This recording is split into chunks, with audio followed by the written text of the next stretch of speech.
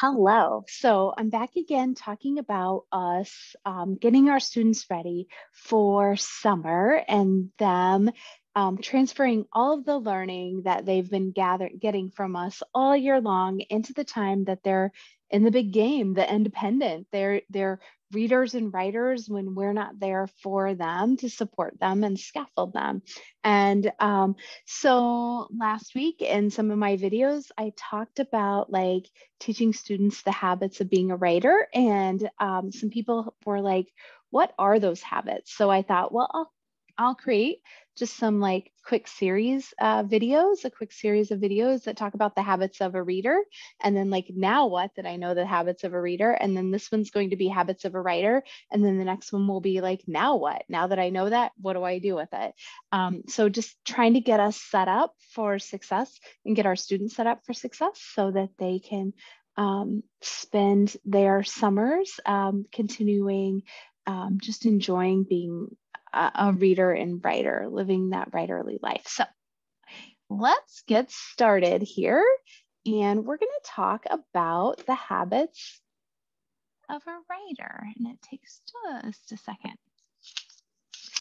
So some of these are going to look the same as what I talked about the other day in the habits of a reader. So one of the things that we need to do is teach our students how to make a plan when it comes to being a writer. So it could be like, I want to write this. It could be something like, what are 3 things that I hope to accomplish today in my writing time? Or yesterday I worked on this, so today I think I'm ready to do this. Something that I've done a lot in classrooms is teach students at the end of their writing time to jot down like some things that they don't want to forget so that they can do it the next day. And that can go into just like making their plan and being really supportive of them. So that is really helpful. The next thing is just like finding their writing spot. So my reading spot looks one way, my writing spot looks completely different. So my writing spot, I have to have certain kinds of materials. So I have like my writing notebook. I have lots of different colors of Flair pens. So those of you that know me know that I have like a Flair pen thing. And I like different colors so that I can jot down like different ideas or revise using different colors. Plus, for me, it's just visually, aesthetically appealing. Another thing is I have my notebook, I have my Flair pens, I have sometimes Post-its so that I can just jot down some ideas or make my plan and have it right there available.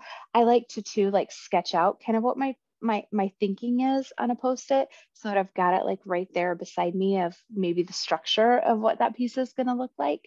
And then like that in my writing spot, I get started immediately and I have access to the tools. So for students, you want to make sure that they have access to like the checklist, to tools that you've given them, like maybe anchor charts or strategies that you've taught them. Those are tools that students can access during this time. You actually want to do the same thing in reading. I wish I would have added that there, but I'm going to say that right now. So if you don't have a lot of experience with like what tools can look like for your students and how they can help lead students to independence, I do have a really great short PD. It's just like 2 hours long about creating toolkits, a toolkit creation course.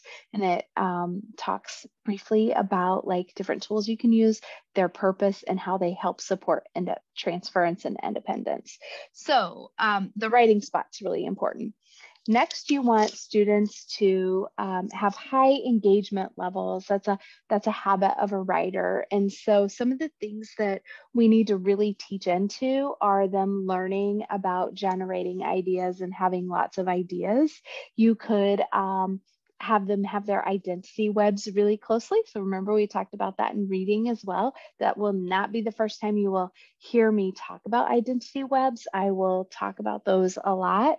You want to talk to them about how they can have topic choice and material choice. And maybe they want, for high levels of engagement, you want to talk to them about partners, writing partnerships, or writing clubs, things that could be really fun and helpful for them to keep their engagement levels high. Even like passion projects could be really beautiful work that is in a habit of a writer, supporting them in engagement. Another thing that writers do is that they stay focused. So we're going to talk just a little bit about like what that looks like in a minute, but teaching them that this is my time for writing and that's what my job is to do at this time. And so building their stamina, just like we do in reading, we want to be able to do that in writing. So in order to stay focused, it's really helpful when they have ideas that are going to be real supportive for them in engagement and they have a plan. Building stamina, when we talk about like the habits of a writer, I think about volume. And so like in kindergarten and first grade, we should be seeing students write about a booklet a day. So a booklet can be anywhere from 3 to 6 pages, has a little bit bigger picture box, some more lines. But as they age closer to the, the end of first grade, those picture boxes get smaller, more lines happen where kindergartners might have bigger picture boxes and some less lines. As we get to second grade, they do a few booklets a week and they have smaller picture boxes, more lines that are closer together. Third graders should be writing about a page a day in their writing time. Fourth and fifth grade, 1.5 to 2 pages a day, and then sixth grade on up, we should be seeing students write a couple of pages a day in their independent writing time. So that takes time, anywhere from 30 to 45 minutes. So we really have to help students build their stamina, and that a habit of a writer is having strong stamina where they're staying focused and they're engaged in what they're doing. And then think about like setting goals with your students. So you could be setting goals just like you did in reading, and it could be like minutes and pages read, or it could be like the number of books or pieces they want to write. Those could be some things that they're setting goals around. And then finally, like thinking about the habits of a writer is that they have a plan of what to do when they get stuck. So like, what tools can I use? Who's a writing partner, somebody that could help me? What are strategies that I've tried in the past that could be really helpful now? Those are going to be some things that are going to be really important for you to teach into now to help support your students when they get to that independent work.